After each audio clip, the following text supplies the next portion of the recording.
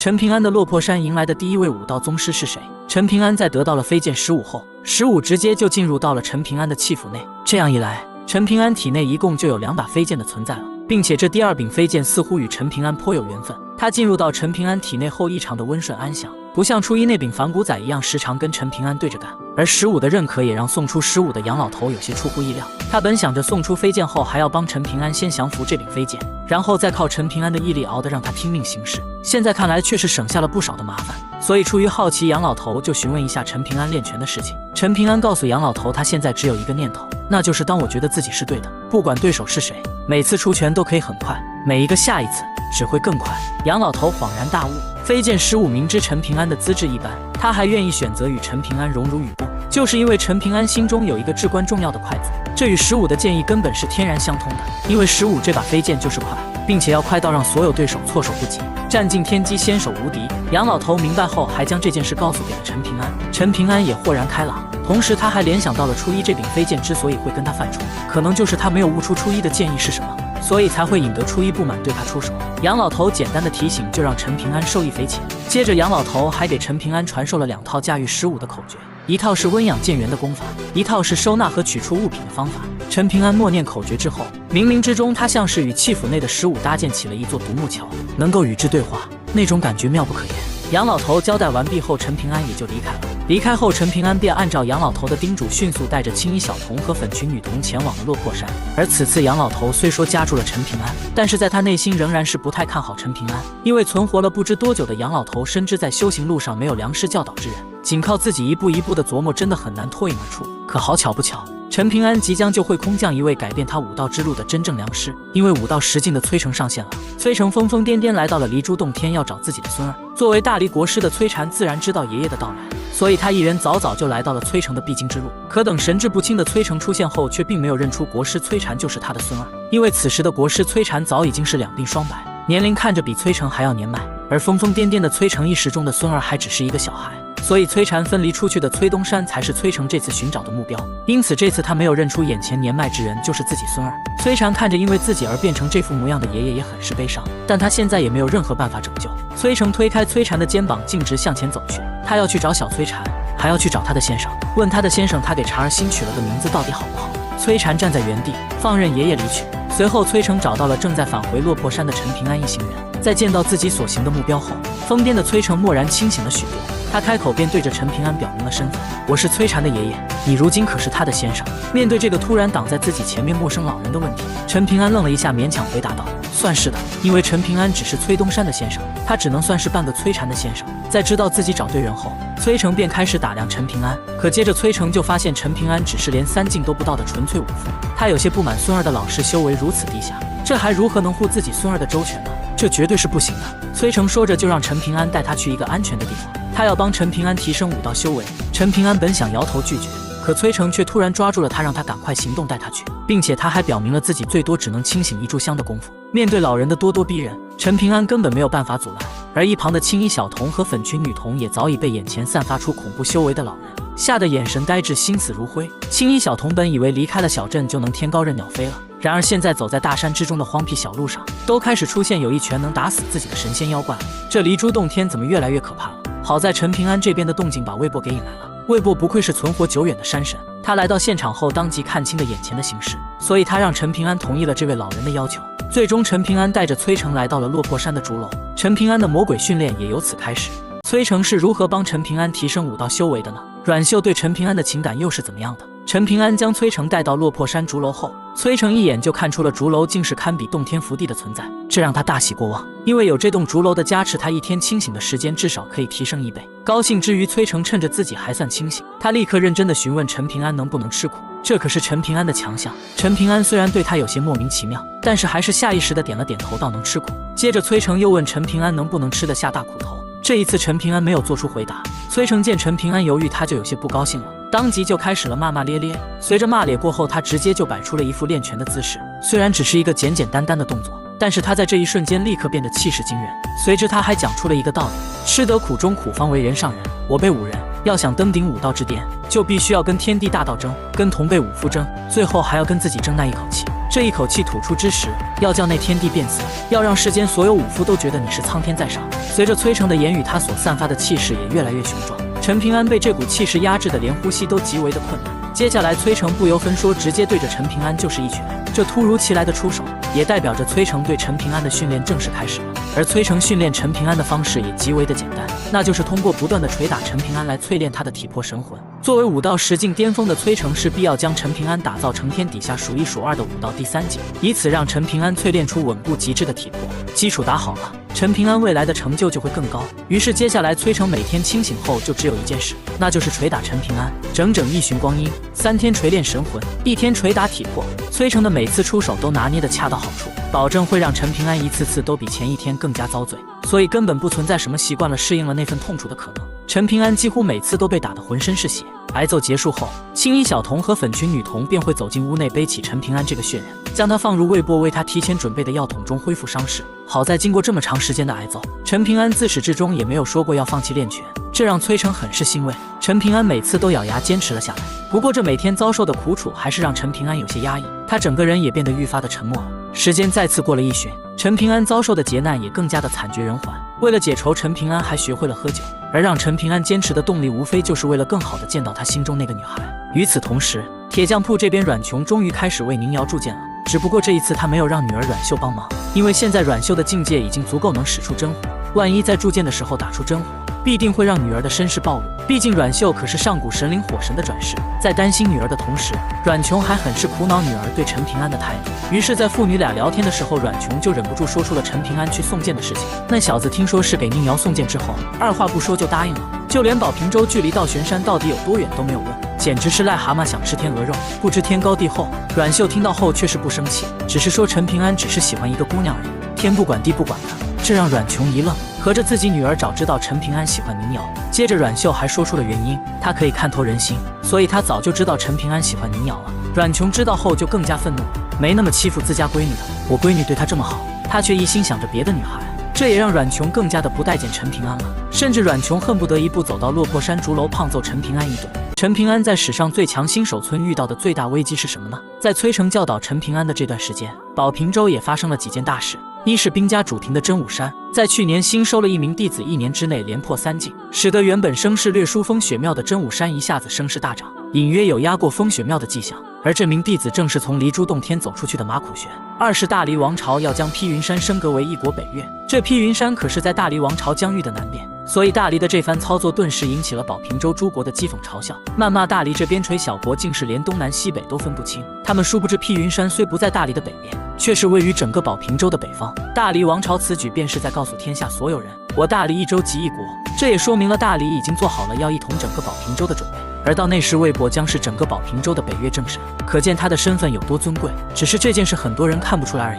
这件事情陈平安当然也不知晓，毕竟此时他每天都被崔成揍得苦不堪言。这天正当陈平安训练完毕昏厥过去后，落魄山的竹楼迎来了一位不速之客，来者正是大黎国师崔禅。崔禅这次前来是想找他的爷爷崔成帮他除掉一个人，北距泸州的天君谢石。因为谢石此次前来要求大黎王朝交出3位天才，可若是交出这几位天才，大黎必定会得罪他们背后的宗门，所以崔禅之前一直没有给予他答复，而现在已经到了谢石要求回答的期限，崔禅就决定不交人，准备除掉谢石。这样既可以解决谢石这个麻烦，也可以震慑宝平洲所有的山上仙人，以后大黎横扫天下的时候，这些仙人也不敢与大黎作对。为此，崔禅联合了剑仙曹溪、圣人阮琼，莫加上5境剑修许若，甚至还来到了落魄山找爷爷崔成一起出手。崔禅来到落魄山竹楼后，直接被青衣小童给拦住了去路，因为此时陈平安已经昏迷了过去。青衣小童看着崔禅一副老如生的模样，觉得他不是那种能够一拳能打死他的存在，所以青衣小童拦路后就说他老爷最近不见客，你要是实在想过去，就一拳打死他，从他的尸体上踏过去。结果崔禅一听还真准备要动手了，还好这时粉裙女童出来打了个圆场，崔禅这才说出了他是大黎的国师，此次前来是为了找崔成的。青衣小童一听对方这身份如遭雷劈，瞬间认怂放行。这一次崔成见到自己的孙儿后，却是直接认了出来，因为这栋落魄山竹楼大有玄机。崔成自打来到竹楼后，不仅清醒的时间提升了，随着他清醒后一步步重返巅峰，现在他几乎半数时间都能保持头脑清明。崔成有些惊讶自己的孙儿如今的模样，崔禅也是直接说出了原因，他为了大道将自己一分为二，他这副躯体叫崔禅，而少年相貌的他则是叫崔东山。崔成一听对崔东山的认可更高一点，毕竟面前这个孙儿看着比自己还老了许多，这可不是他印象中的孙儿。随后崔禅说出了他此次前来的目的，崔成答应了孙儿的帮忙。与此同时，在小镇那边，曹曦、许若来到了谢石的住处，大战一触即发。就当谢石准备死战之时，一只黄翠出现在了谢石的肩膀。黄雀带来消息，说出了陆晨已经带着贺小良往离珠洞天来了。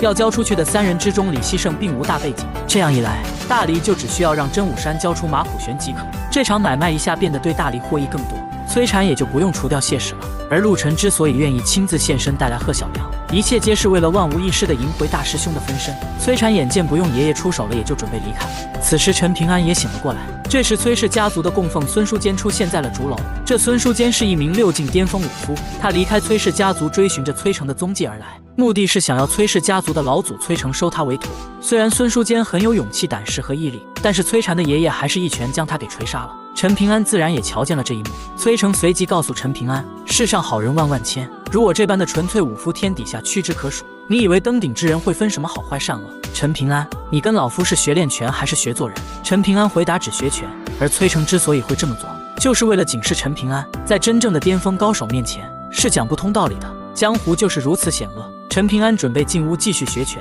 正要离开的崔禅却是拦住了陈平安的去路。这位已经判出文圣一脉的大师兄，竟在此时对陈平安说出了一番不符合身份的话语。以前在尚未下坠破碎的离珠洞天之内，就属你陈平安最可怜，如今没了这些玄妙禁制，甚至还有点否极泰来的意味，那么天上掉下这么大一个馅饼，你就好好接住，就算要拼尽最后一口气去争取，也要死死的拿住。如果你陈平安自己不争气，齐敬春就死得冤枉了。这些话不正是提醒陈平安要好好努力吗？接着崔禅还对陈平安透露出了一件极为隐秘的事情，你知道你这辈子最凶险的时刻是哪一次吗？是某位好心人要送给你的那串糖葫芦，你如果当时接下来，万事皆空。说完后，崔禅身影消散，直接离开了落魄山。陈平安被这句话震惊得无以复加。当初要赠送糖葫芦给陈平安的，其实是阴阳家的一位大佬的算计，这个坑也将会在下一章给填起来。崔禅走后，陈平安继续在崔成的教导下练拳。那么到老三陆晨再次来离珠洞天后，又将会发生哪些大事呢？陈平安又将何时离开离珠洞天去为宁瑶送剑呢？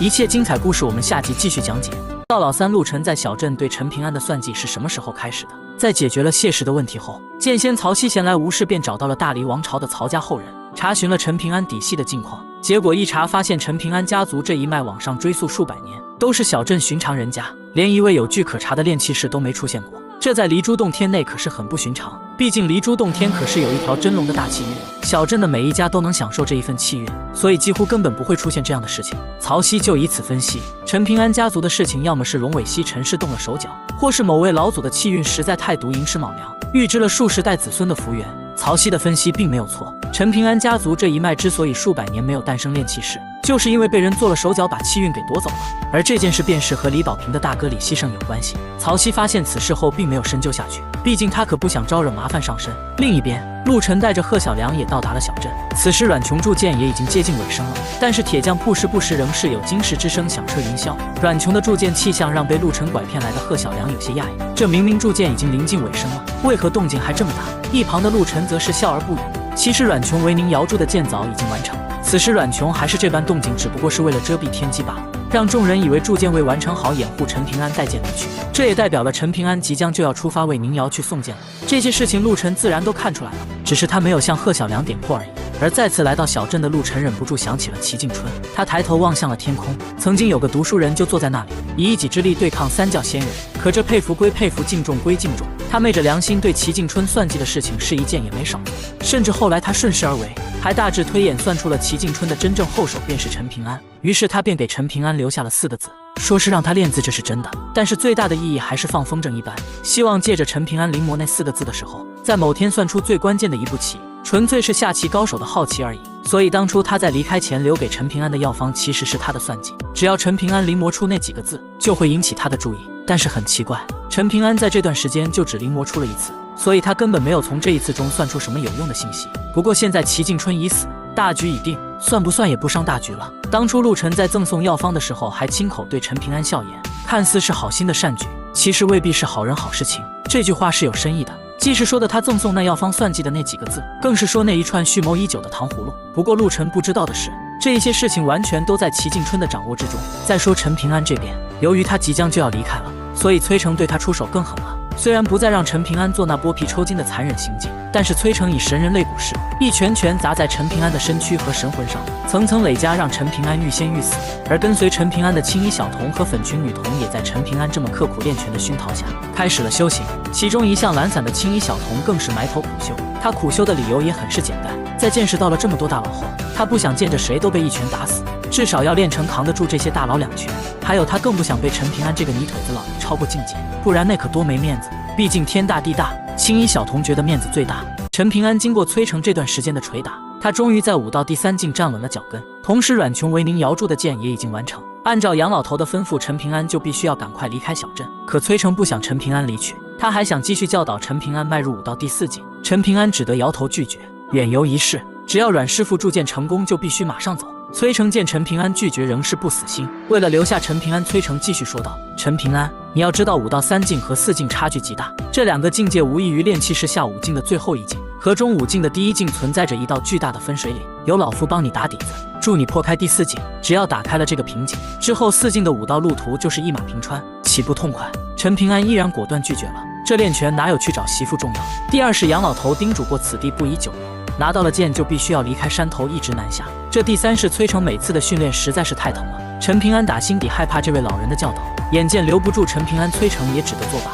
感慨陈平安经得起诱惑也算是一件好事。接着还说要给他上最后一课。崔成表面上说的和颜悦色，结果揍陈平安的时候是一点都没留情。揍完后，陈平安头一次在大药桶里昏迷了1天，然后还在床铺上昏天暗地睡了1整夜。不过陈平安这些挨揍都是值得的，正是因为崔成全心全意揍的他，在第3境打下了厚实的基础。陈平安在今后远游的时候才会靠自己度过数次危机。等陈平安醒过来后，魏博已经在外面等候多时了。魏博告诉陈平安说，大黎王朝给所有买山头的人都送了1份贺礼，他就帮陈平安把这些贺礼的宝物换成了一个养剑葫芦。陈平安当然知道养剑葫芦的珍贵，魏博这样做，陈平安非常感激。随后魏博就拿出了一只朱红色的精巧小葫芦给了陈平安，由于葫芦的底部刻有江湖2字，江湖与江湖同音，于是陈平安就给葫芦取名为了江湖。陈平安得到养剑葫芦后满心惊喜，当即就将自身窍穴之中的初一和15两柄飞剑换到了养剑壶中。2柄飞剑进入养剑壶后极其快活，在壶中四处乱窜，陈平安也越发的高兴。接着魏博还说，这葫芦中他已经装了一些酒，让陈平安尽管喝。说完后，魏博就告辞离去了。陈平安则是拎着一条竹椅坐在崖畔那边，独自小口小口喝着酒，看着自己手中的养剑壶和其中的2柄飞剑。陈平安不免回想起爹娘去世后自己那段艰难的日子，又看看如今这是从未想过的生活。陈平安内心想着，能好好活着是真好啊。后来崔成也来到了陈平安的身边，崔成见陈平安一副忆苦思甜的模样，他便想听一听陈平安的往事。于是2人喝着小酒，陈平安说着小时候凄惨的往事，直至最后陈平安连人带椅子一起醉倒。从此人间江湖又多了一位酒鬼少年郎。陈平安第2次远游都有哪些人与他同行？崔成又为什么数次劝说陈平安入武到第4境后再南下送剑？在阮琼为宁瑶铸剑完成后，魏博给陈平安送完了养剑壶后，就来到了铁匠铺。到达时，阮秀已经抱着那柄完成并无开刃的无鞘长剑等候多时。此时阮琼虽已经铸剑完成了，但是他仍还假装在铸剑，并且铸剑的声势比起之前还要惊人，所以阮琼不能离开铁匠铺，他就让魏博护送女儿阮秀前去落魄山送剑，并且还对魏博说出了这一次铸剑有杨老头遮蔽天机，应该不会被一般人察觉到，而作为圣人还是铸剑大师铸的剑自然不凡。所以阮琼就叮嘱女儿阮秀，到了落魄山送完剑后，只需要赶紧让那小子去往南方，这把剑在被斩龙台开封之前不会显现出丝毫峥嵘，但是如果遇到大妖还是会露出马脚的，所以让那个姓陈的小子南下之路别自己找死，跟那些个山泽大妖不对付。以他如今的武道境界，只要不找死，是有机会活着走到玄山的。这叮嘱完女儿后，阮琼对于魏博送陈平安养剑葫芦的事情欲言又止，要是在途中被人看出了养剑壶的不凡，也自然会为陈平安招来祸事。魏博看出了阮琼的担忧，随之他便向阮琼解释了养剑葫芦他已经使出了障眼法，一般只有10境炼气士才能看穿。阮琼这才放心下来，开始继续埋头打铁，为铸剑制造声势。然后魏博就带着阮秀来到了落魄山。提前得到消息的陈平安已经准备好了行李，等候多时。阮秀见到陈平安后，将剑送给了陈平安，然后又说过了他爹交代过的言语。最后阮秀还递出了一包桃花糕作为临别赠礼。陈平安当然没有拒绝阮秀的好心好意。同时陈平安在看到阮秀的时候也松了一口气，因为他先前曾托付魏博去找阮师傅，说起了他要赠送宝路山给阮秀这件事。结果阮琼听了后误会了陈平安，他以为陈平安赠送山头是要作为聘礼迎娶女儿阮秀，当时直接给阮琼气炸了。合着陈平安这小子想做海王，心里有了宁瑶那小姑娘了，如今还惦记着自己的女儿。所以当魏博提出来后，阮琼直接就送了魏博一个滚字，然后又让魏博带了一句话给陈平安，让那小子有多远滚多远。阮琼拒绝了，陈平安赠送山头的事情只好作罢。但其实阮琼完全想歪了，陈平安赠送山头只是想报答阮秀对他的好，如今他即将要离开小镇了，报答仪式也只好先搁置。不过临别时，陈平安还是花了一点小心思，那就是让魏博帮他去聘请2位手艺精湛的糕点师傅，等他离开小镇后，就请到他的铺子来招揽生意。只要是阮秀想吃他铺子的糕点，一律不收钱。随后早已准备妥当的陈平安就准备正式出发。对于陈平安远游一事，青衣小童和粉裙女童2个都想跟随陈平安一起离去。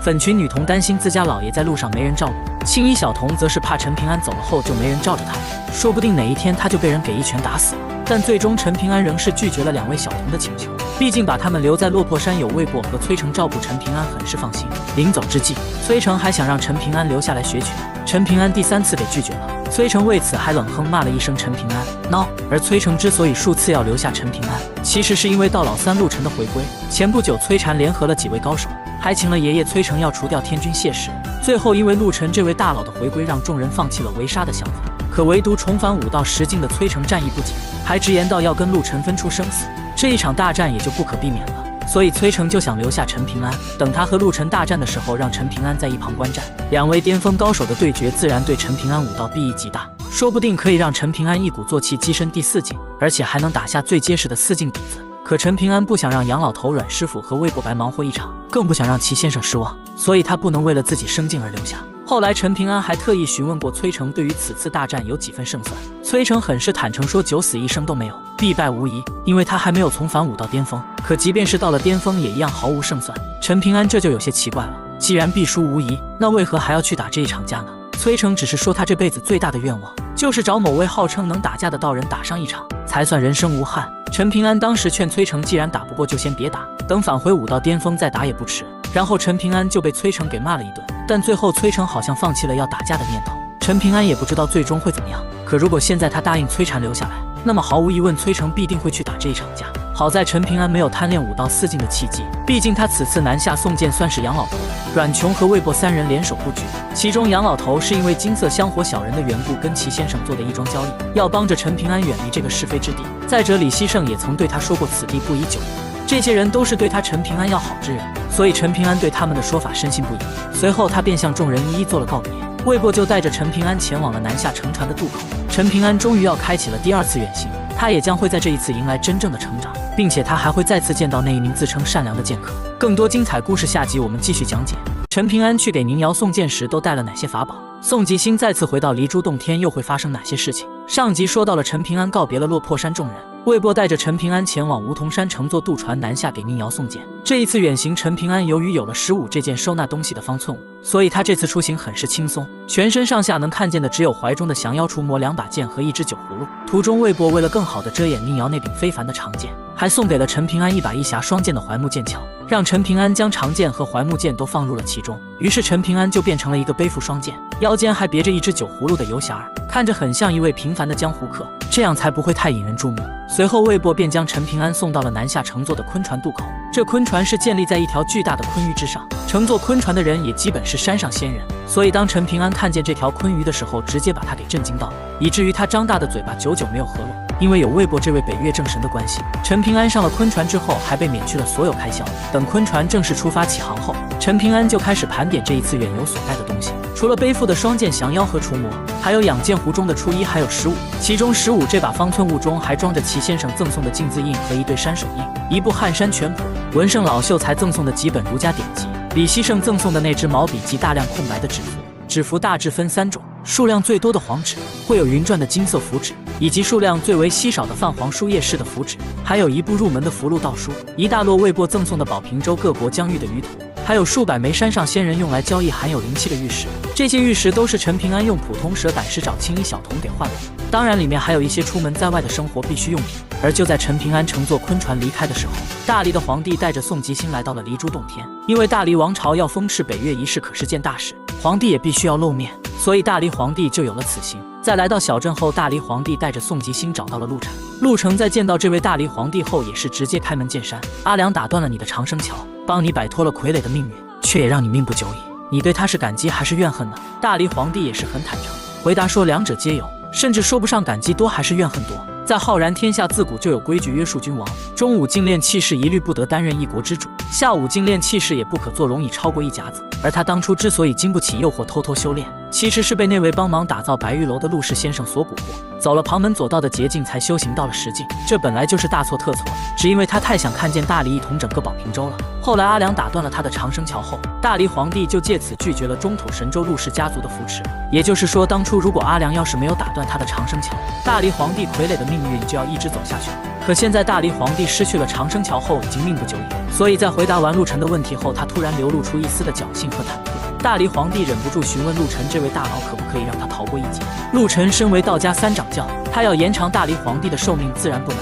可这里是浩然天下，是儒教的管辖范围，有着李胜制定的规矩。如果他要是在此出手帮大理皇帝改变命数，那么大理皇帝就必须放弃祖业，跟着他离开浩然天下才可以保命。大理皇帝听到这个结果后叹息了一声，久久无言。他保命只是为了见到大理一统天下，如果只为了保命而离开了宝瓶州，那将没有任何意义。大理皇帝陷入了沉默。随后陆晨开始追责大理仿造白玉京的事情，这白玉京可是他们道家的至宝，这小小的大理王朝竟也敢仿造。陆晨随即便看向了一旁的宋吉星。陆晨知道大理皇帝心中未来的皇位人选是宋吉星，所以陆晨开口就要坏宋吉星的心境。宋吉星啊，当初齐敬春很是看重你，就连送给你的几本书也是真正的一脉文运所在，可你竟然一本都不愿意带走。你要知道天地有正气，可虚无缥缈的正气那是自有其灵性的，别人给你的东西，你自己双手接不住怨不得人啊。当初齐敬春赠给宋吉星6本书让他认真观看，宋吉星是一本也没有认真翻看。这6本书可是齐敬春对他乃至对大理的托付，可是宋吉星却没有接住这份机缘，所以这也为宋吉星与大理皇位失之交臂埋下了伏笔。宋吉星一听，心境立刻大乱。陆晨并没有因此停止，还继续扰乱宋吉星的心境。最后还是大理皇帝请求陆晨放过宋吉星和大理王朝，陆晨这才收手放任大理皇帝和宋吉星离去。不知不觉陈平安已经开始了第2次远游。那么与陈平安久别的顾灿、刘宪阳、宁瑶还有李宝平他们，在这段时间又经历了哪些事情呢？更多精彩故事我们下一集继续讲解。顾灿、刘宪阳、宁瑶他们离开离珠洞天后各自经历了哪些事情呢？陈平安南下去给宁瑶送剑的同时，顾灿所在的书简湖也发生了一件大事。自顾灿跟随节将真君刘之茂来到书简湖后，由于刘之茂的品行不堪，导致作为其弟子的顾灿也被他影响，不但小小年纪就擅长装痴扮傻，而且极其记仇。再加上这书简湖本就是一个野修混杂、无法无天之地，没有经历过多少风雨的顾灿就在这样的环境下，品格发生了天翻覆地的变化。终于有一天，顾灿所积累的戾气终于爆发了。原因是有刘之茂的一位客卿看上了顾灿的母亲，看顾灿不顺眼的大师兄便找了个理由把顾灿支去了别处，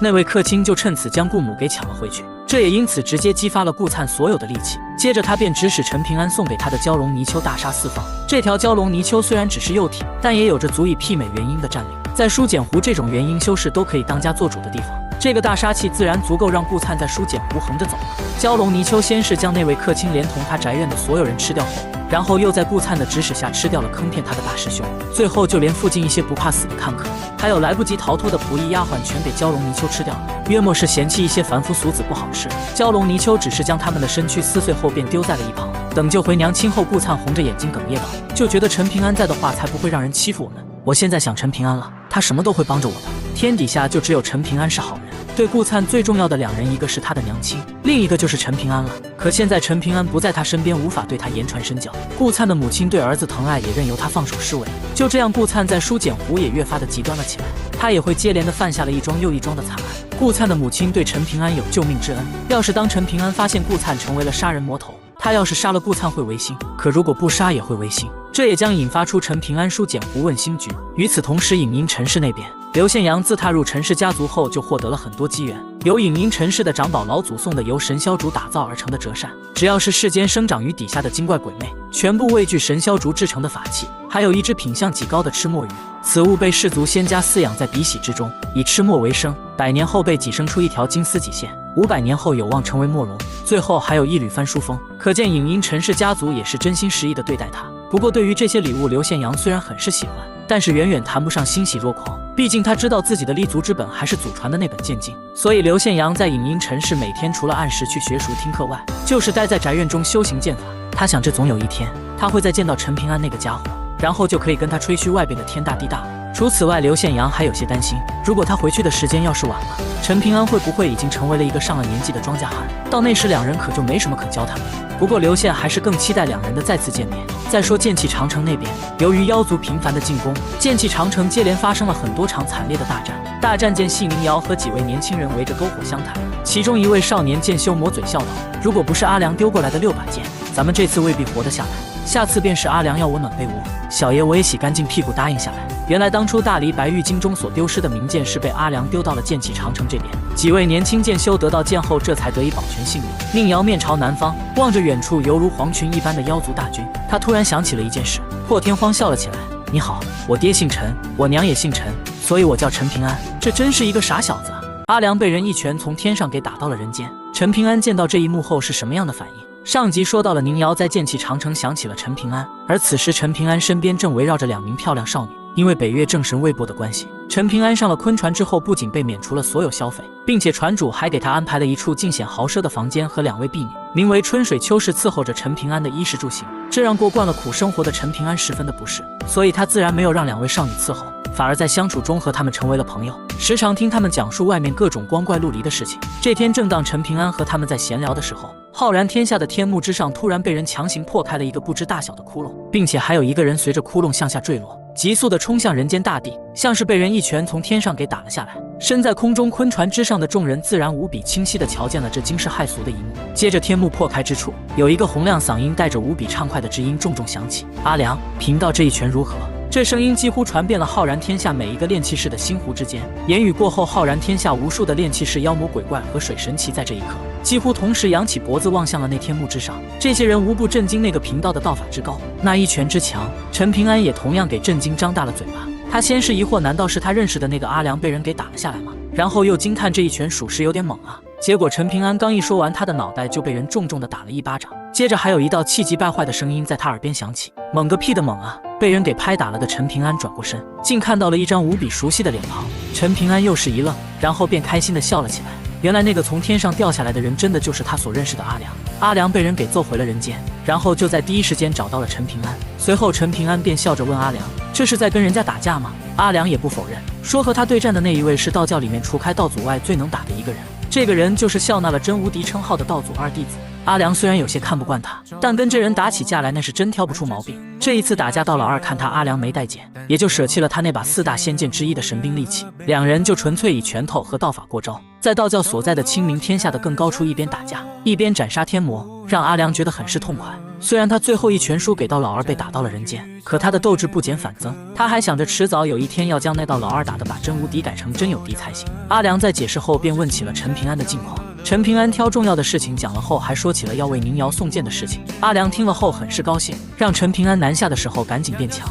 将来好去天上玩，那里强敌如林，很是精彩。见阿良打心底为他高兴，陈平安就有些愧疚了，因为当初阿良走的时候让他练剑，他后来也默默答应了要练剑这个事情。可现在他虽然背着剑，但是他压根还没有开始正式练剑，陈平安就觉得辜负了阿良。阿良却是笑着让陈平安不用着急，说练拳练到了极致，就等于是在练剑。陈平安欲言又止，他本还想对阿良道歉他得到剑妈的事情，但是他又不知道从何说起。阿良看出来了陈平安是因为剑妈的事情觉得亏欠于他，于是阿良就开解陈平安：“别这么想，石拱桥老剑条一事，最早确实是齐敬春捎了消息给我，但是之后他又反悔说另外选了一个比我更适合的人。我倒是不生气，齐敬春什么脾气天底下我最清楚，但是不生气我当然也奇怪呀。是何方神圣能够让齐敬春这个榆木疙瘩开了窍，所以才有后边我们那趟相逢。当我深入了解你后，我也就释然了，因为我想明白了一件事，恐怕就算我走到了你们小镇那座石拱桥，他也不一定会选我。当时在小山坡上，我跟你说了囊中之物4个字，是我阿良吹牛皮吗？”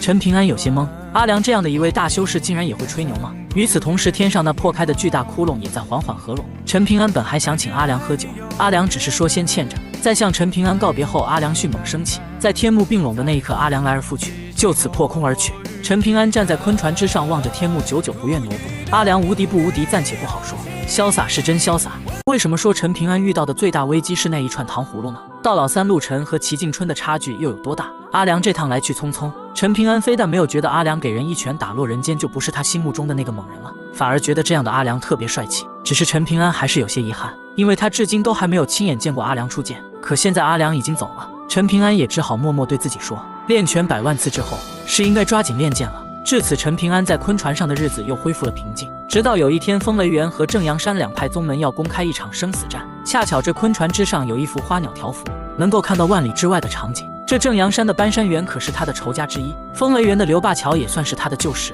所以陈平安必须要去观看一下这一次双方对决的直播。在直播现场几乎挤满了昆船上的客人，因为陈平安是昆船上的贵宾，所以去观看的时候也自然是给安排的贵宾座位。可陈平安刚坐下，他的心湖之中突然响起了贺小良的传音。贺小良被陆沉传送到这昆船之上找陈平安有事相谈，陈平安也只得放弃观看这一次对决。当他从人群中出来的时候，看见了一个落魄的小道士，可怜兮兮的小道士想进去看直播，因里面已经坐满了人，他怎么也挤不进去。看着这落魄的小道士，陈平安不由得想起了自己小时候，于是他便主动将自己的贵宾令牌交给了小道士，让他去自己的座位观看，两人因此结缘。这小道士也大有来头。等陈平安回到房间后，贺小良说出了此次的来意，他受陆沉之托要取回当初他送给陈平安炼字的药方，并且还要归还陈平安送给陆沉的蛇胆石。这归还了东西，也就代表了陆沉与陈平安之间一笔勾销。同时，贺小良还转告陈平安，让他一定要在南建国止步下船。陈平安默默记住后，交出了药方，收回了蛇胆石。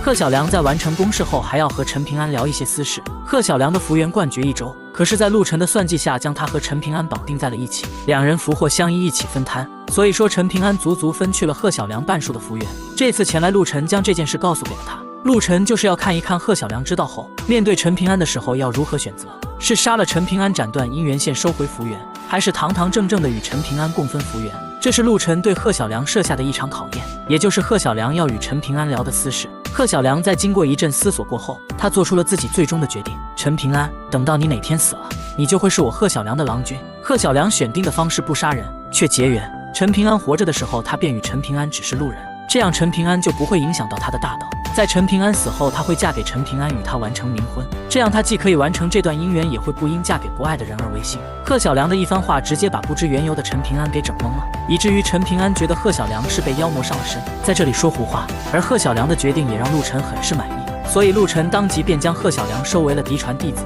贺小良成为了陆沉的第6位徒弟，并且陆沉还准许贺小良在北距泸州开宗立派。陆沉说完后，大手一挥，直接将贺小良从昆船之上捞回了离珠洞天，只留下眉头紧锁的陈平安。陆沉将贺小良接回离珠洞天后，还告诉他，天下奇人怪人万万千，贫道也看过千千万。陈平安的心性未必有多出奇，但是恰好与你贺小良的心性相似而又不雷同，冥冥之中颇为契合，所以连你们初次相逢，两人身份悬殊，你仍是看出了缘浅。其实你与他不是缘浅，而是你修为有限看浅了。而贫道的手中红线两端，是两个人，更是两面明澈无垢的镜子，相互映照，而不只是让陈平安分摊你的福缘，再拿陈平安帮你度过情关而已。随后陆沉还要送给这位新弟子一份大机缘，于是陆沉施展手段，带着贺小良逆流光阴长河，让贺小良看到了当日拒绝商贩送糖葫芦的小平安。原来从那时起，陈平安就已经接受了问心局的考验。接着陆沉又以大神通推演了接受了免费糖葫芦之后陈平安的轨迹，让贺小良看过了一个个跟现在不一样的陈平安，一种种出现微妙偏差的人生境遇。贺小良最后陷入沉思，终于顿悟，他发现不管如何，接过糖葫芦的陈平安都将不再是陈平安了。于是贺小良说出了8个字，唯有守心，方是一人。逆流时间长河的时候，陆沉非常自信自己道法通天，毕竟时间逆流那可真不是一般人能做到的，而且还不会被一般人发现。而在陆沉时间逆流观看陈平安的时候，那一个时间段的齐静春其实已经发现了他们两个的存在。齐静春只是淡淡说了一句不过2，说的就是他陆沉的道法不过如此，可见陆沉和齐静春的差距还是很大的。上集说到了贺小良表示要在陈平安死后做他的媳妇，贺小良还因此通过了陆沉的考验，成为了他的弟子。而陈平安则是一脸懵。在贺小良走后，陈平安便又回到了直播现场观看风雷源与正阳山的对决。被陈平安赠送玉牌的落魄小道士也在他的位置观看。这小道士自称是来自龙虎山天师府的外门弟子，名叫张山。不过此时他并没有对陈平安坦白他的真实名字张山峰。短暂的交谈后，陈平安便观看起了两派之战。但此时两派的3次对决已经接近了尾声，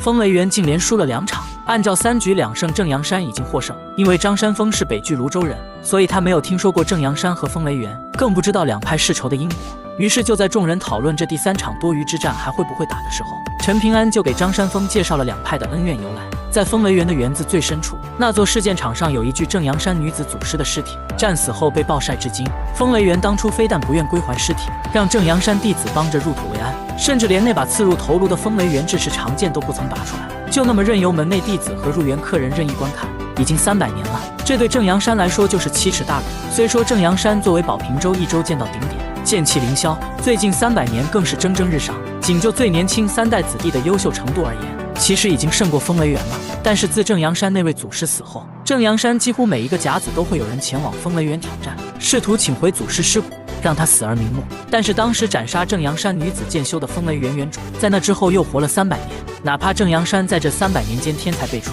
但是在他的面前仍是无法取胜。正阳山也因此一直没有请回祖师的尸体。如今有消息传出，风雷原原主已经冰结转世，所以正阳山要在这一次大比中一雪前耻。因此这一次大比双方打起来也是极为的不惜死。2次对战就已经死去了3人，因为第2次双方几乎是同归于尽，只是正阳山出战之人凭着最后一口气比风雷原的剑修更晚咽气，所以按照规矩判定了正阳山获胜。这解释完后，画卷中双方竟还要开启第3场对决。第3场正阳山出战之人为苏驾，这苏驾也是保平州仅次于贺小良的一位天才仙子，是无数年轻炼气士心目中的神女，同时也是风雷原刘霸乔的爱慕对象。而另一方风雷原出战之人名叫黄河，是风雷原主的关门弟子。双方大战开始，只不过陈平安的注意力没有在交战双方身上，而是在画卷中搬山原的身上。当初在离珠洞天中的大仇陈平安可是一直没有忘，同时陈平安还在画卷中看到了刘霸乔的身影。之后双方大战也落下了帷幕，正阳山的苏驾最终惨败。风雷原的黄河在获胜后对着正阳山公然挑衅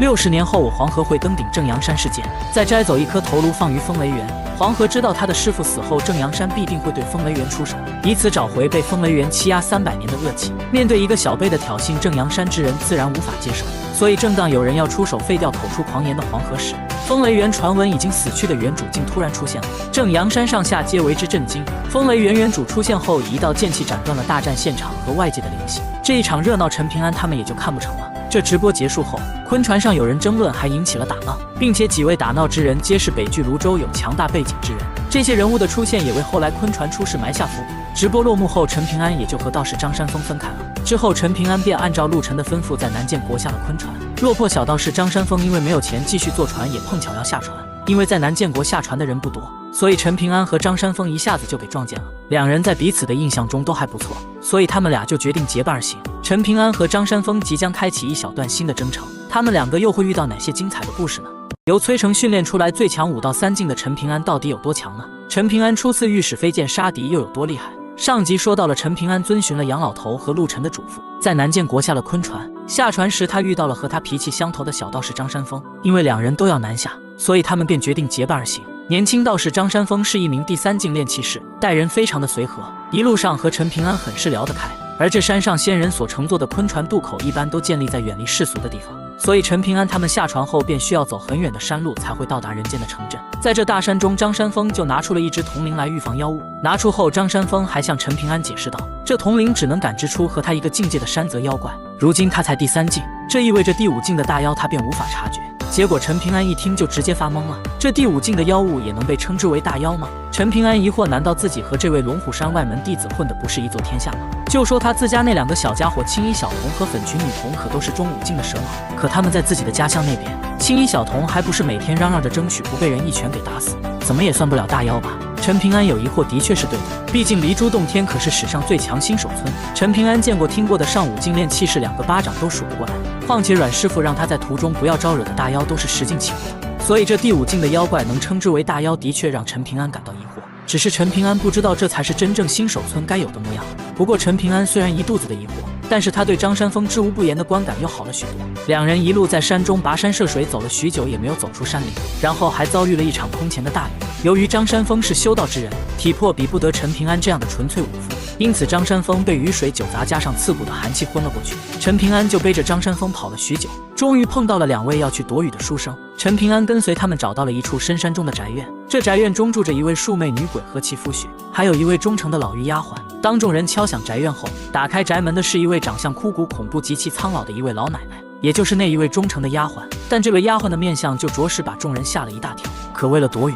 他们也不得不进入宅院。宅院中阴寒气息比外面的更加厉害，陈平安发现后也多了几分的警惕之心。丫鬟给他们分好房间后也就离开了。进入房间后没多久，昏过去的张山峰也醒了过来，他同样发现了这宅院的异常，然后他便要与陈平安相互守夜。此时住在他们隔壁房间的2位书生因为其中的一人感到害怕，所以他们就来到了陈平安他们的房间一起喝酒。那名害怕的书生想着只要喝醉了就不用害怕了，陈平安他们自然也没有拒绝。而就在他们聚在一起喝酒的时候，这宅院外又来了一位大燃刀客。这大燃刀客是一位行侠仗义的武夫，只不过这一次他是被此地的山神所忽悠才来到此地，要他来这里降妖除魔。但其实那位山神才是一个坏人，他修炼邪魔外道，导致此方山水乌烟瘴气，后来更是盯上了这数媚女鬼的宅院。但山神又忌惮这宅院主人的实力，所以他就忽悠这位侠肝义胆的刀客来此除魔，好让刀客和女鬼相争消耗，然后他再出手抢夺这所宅院。为了计划万无一失，山神还联合了2位对这宅院有相同想法之人一同动手，而那2位书生的其中一个正是山神的盟友之一，为的就是先混进去，好让两方打起来的时候通知他们入场。再说陈平安那边，害怕的那位书生喝醉酒后，2人也就回到了房间睡觉去了。而陈平安则是从2位书生留下来的一把伞中隐隐看出了不对劲，陈平安的戒备心也更强了。随后大燃刀客进宅院后，找到了陈平安他们的房间。至此，陈平安这一次前行的小伙伴集合完毕。刀客进房间后试探了陈平安2人，发现他们不是鬼魅妖物，所以刀客就好心告诉他们这里有鬼魅，让陈平安他们快点离开，他马上就要和这鬼物去血拼，以免会伤及到他们。大燃刀客名叫徐远霞，是一位除魔卫道打抱不平之人，碰巧张山峰也是一样，所以徐远霞在去除妖的时候，张山峰也跟了过去。徐远霞随即便跟宅院的主人打斗了起来，陈平安则是被留了下来。2人离开后，那书生留下的伞中却是出来了一位阴物，只不过被陈平安轻松给除掉了。那书生见此索性也不装了，他竟是一位第5境的古树精怪，随即便和陈平安打斗在一起。面对只有低于自己2个境界的陈平安，古树精本没有将他放在眼里，可随着交战，古树精竟隐隐落入了下风，这让他大为震惊。毕竟他可不知道这个第3境可是10境巅峰武夫摧残打造出来的最强第3境。就在陈平安游刃有余地捶打古树精时，古树精竟不讲武德，穿上了一件护身宝甲，陈平安随之也渐渐落入了下风。眼见拳头没法取胜，陈平安便准备祭出飞剑斩杀敌人。而就在陈平安祭出飞剑初1的时候，古树精大感不妙，在全力防护的同时，还呼叫了远处的同伴前来相救。可是古树精哪能想到陈平安有2柄飞剑，古树精全力抵挡躲过初1，却没有躲过接连而至15的攻击，以至于被15重伤，然后丢弃盔甲落魄而逃。同时这一幕也被古树精叫来的2位同伴尽收眼底，因此他们将陈平安认成了剑仙，竟直接将2人给吓得仓皇远遁。这一幕把陈平安都给惊呆了。初1虽然有些不听陈平安的话，但是在这种关键时刻他还是会出现帮主人杀敌的。陈平安这边的危险解除了，那么张山峰和徐远霞那边的危机又将会如何发展呢？更多精彩故事我们下集继续讲解。